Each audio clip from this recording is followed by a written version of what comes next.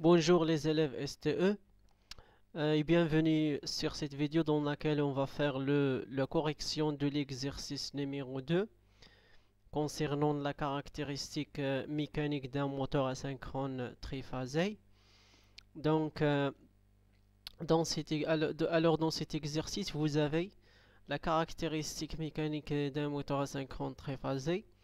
La première question, est-ce que ce moteur lorsque ce moteur entraîne un compresseur dont le couple résistant et constant est égal à 4 Nm, est-ce qu'il va démarrer ou non en charge? Bien sûr. Donc pour déterminer si le démarrage est possible ou non, qu'est-ce qu'on doit faire? Toujours on doit déterminer les deux paramètres. Le couple TUD, le couple éthyl du moteur de démarrage, et le couple résistant. Donc le couple utile de démarrage, au démarrage ça veut dire lorsque la vitesse égale 0, ça veut dire au démarrage, le couple utile de démarrage égale 6 Nm. Et le couple résistant, bien sûr le compresseur présente un couple résistant qui est constant, qui est égal toujours 4 Nm, quelle que soit la vitesse. Donc TR égale 4 Nm. Vous avez 6, 4, donc tout simplement le couple de démarrage du moteur supérieur au couple résistant. Donc le démarrage il est possible. La question 1b. Dans la zone étude, vérifiez que le couple étude du moteur égale moins 0,12 fois la vitesse plus 120. Donc on va vérifier que dans la zone étude. Dans la zone étude, ça veut dire dans la zone dans laquelle le couple est sous forme d'une droite en fonction de la vitesse. Donc on va travailler sur cette zone, la zone étude. Donc dans cette zone, le couple, la courbe du couple est sous forme d'une droite. Ça veut dire TE en fonction de la vitesse égale à AN plus B. Ou bien c'est comme ou bien AX plus B. Donc l'objectif c'est de déterminer les deux paramètres A et B. Donc pour déterminer les deux paramètres A et B, on va prendre deux points. Le premier point c'est le point B. Avec le point B, vous avez au point B la vitesse égale la vitesse de synchrone égale 1000. Le couple égale 0. Le deuxième point, on va prendre l'un deuxième point. Sur ce point-là, vous avez le couple égal à 6. Et l'axe des X, vous avez la vitesse égale 950 tours par minute. Donc, tant que vous avez deux points, vous pouvez directement déterminer le coefficient directeur A. Le coefficient directeur A, vous avez C6 moins 0 sur 950 moins 1000. Donc vous allez trouver A égale moins 0,12. Pour le paramètre B, on va remplacer sur l'équation du couple étude par les coordonnées du point B par exemple. Donc vous avez le couple étude égale 0, N égale à NS égale 1000. Donc vous pouvez directement écrire B égale moins A fois NS. Moins A fois NS. Donc vous avez déjà calculé A. Donc vous allez trouver B égale 120. Donc vous allez trouver B égale 120. Finalement, vous allez trouver le couple étude du moteur en fonction de la égale moins 0,12 égale moins 0,12 fois N plus 120. Donc la caractéristique du moteur égale moins 0,12 fois N plus 120. La question suivante, déterminer la vitesse de rotation N de l'ensemble en régime établi. Ça veut dire quelle sera la vitesse d'entraînement si ce moteur entraîne ce compresseur. Quelle est la vitesse de rotation du moteur? Donc pour déterminer la vitesse de rotation du moteur, qu'est-ce qu'on doit faire? Soit on la détermine graphiquement ou bien par calcul. Graphiquement, qu'est-ce qu'on doit faire? Tout simplement, on doit tracer la courbe du couple résistant. Vous avez le couple résistant égale toujours 4. égale toujours 4, il est constant. Donc vous avez 0, 1, 2, 3, 4. Donc c'est 4. Donc le couple résistant, l'intersection du couple de la courbe du TR et la courbe de TU présente le point de fonctionnement. Le point de fonctionnement, donc les coordonnées de ce point, bien sûr la projection de ce point sur l'axe de la vitesse, on va directement déterminer que la vitesse égale 966, à peu près 966. Bien sûr, on va faire un petit... donc 900, vous avez ici 900, vous avez 950. Ça c'est 50 sur 3, à peu près 50 sur 3, vous avez, donc c'est 16. Donc 16 plus 50, c'est 76. 76. Donc 76.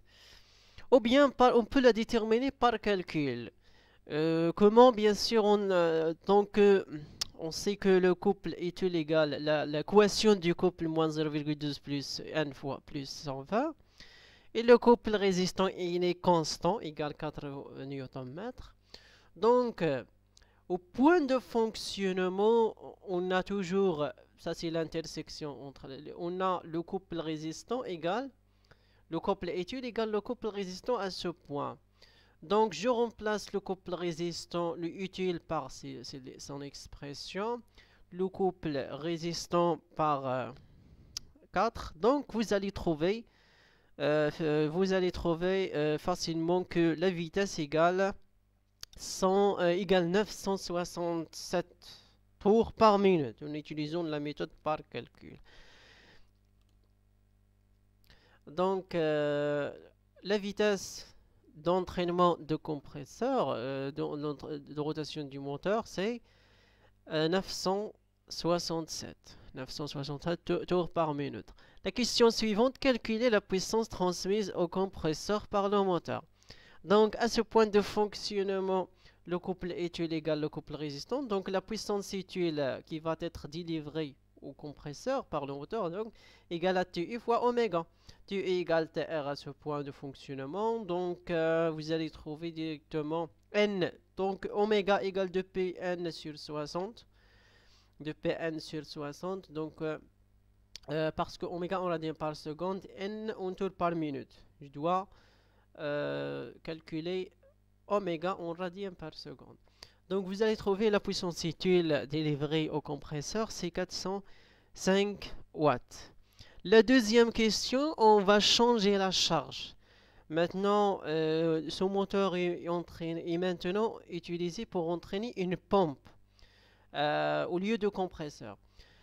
Donc le couple résistant est donné en fonction de la vitesse de rotation par la relation suivante. TR, maintenant le couple résistant il est variable en fonction de la vitesse égale 10 à la puissance moins 5 fois n au carré.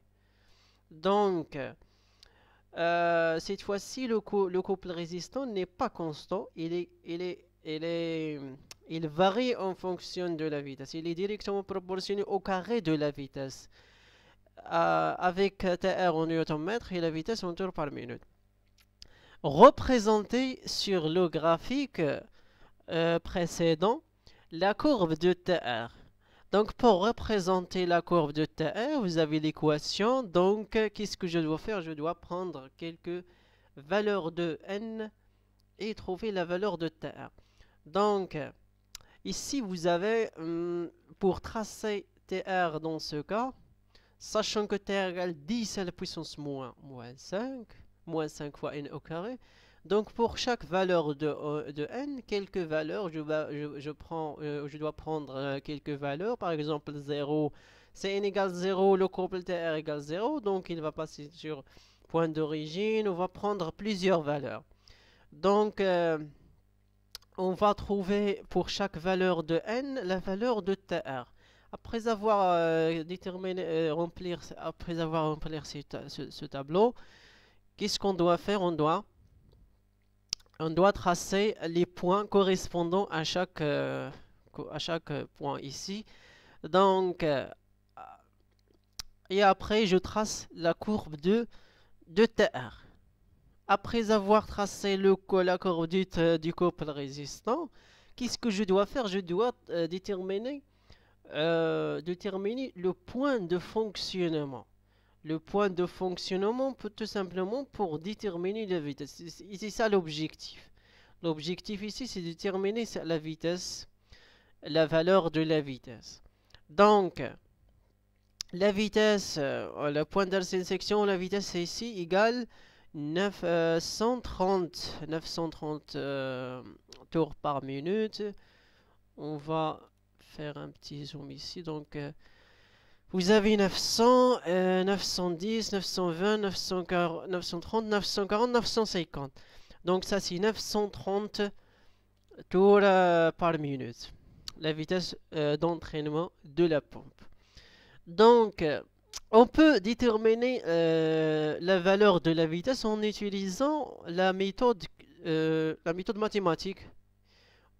Donc, par calcul, qu'est-ce qu'on doit faire au lieu de tracer de R? Je peux directement écrire l'équation. Vous avez l'équation TU, enfin, le couplet étude du moteur sur la zone linéaire, bien sûr, égale moins 0,12 n plus 120. Et la courbe du couple résistant, égale 10 à la TR égale 10 à la puissance moins 5 n au carré. À ce point de fonctionnement, toujours au point N, au point M, pardon, au point M, la vitesse N égale la vitesse d'entraînement N. Et vous avez ici, c'est pas 4, pardon. Alors, au point de fonctionnement M, ce point correspond à la vitesse N qu'on veut déterminer et un couple TUA. Donc, à ce point, vous avez le couple résistant égale le couple étude. Je remplace TR par sa valeur, 10 à la puissance moins 5 fois N au carré, et la valeur de TU, l'expression de TU, fonction de N moins 0,12 fois N plus 120. Donc, vous allez trouver une équation de second degré. A x au carré plus bx plus c égale à 0. Donc, cette équation, c'est une équation de deuxième degré. Pour la résoudre, pour déterminer la valeur de n, qu'est-ce qu'on doit faire? On doit calculer le discriminant delta qui est égal à b au carré moins 4 fois ac et qui est égal à la valeur 0,0192. C'est delta égale super et il est positive. Donc cette équation elle a deux solutions possibles. Donc on va calculer le racine delta, racine du discriminant delta. Donc la première solution c'est moins b plus racine delta, racine carrée de delta sur 2a. Sur 2 fois a, vous avez a c'est 10 à la puissance moins 5, b c'est moins b c'est moins 0,12. Racine delta, normalement ça c'est racine delta, je dois prendre cette valeur. Alors racine delta c'est 0,138564. Donc la valeur de n égale 928. C'est la même valeur qu'on a déjà trouvée graphiquement. À peu près, graphiquement on a trouvé 930 tours par minute. Donc,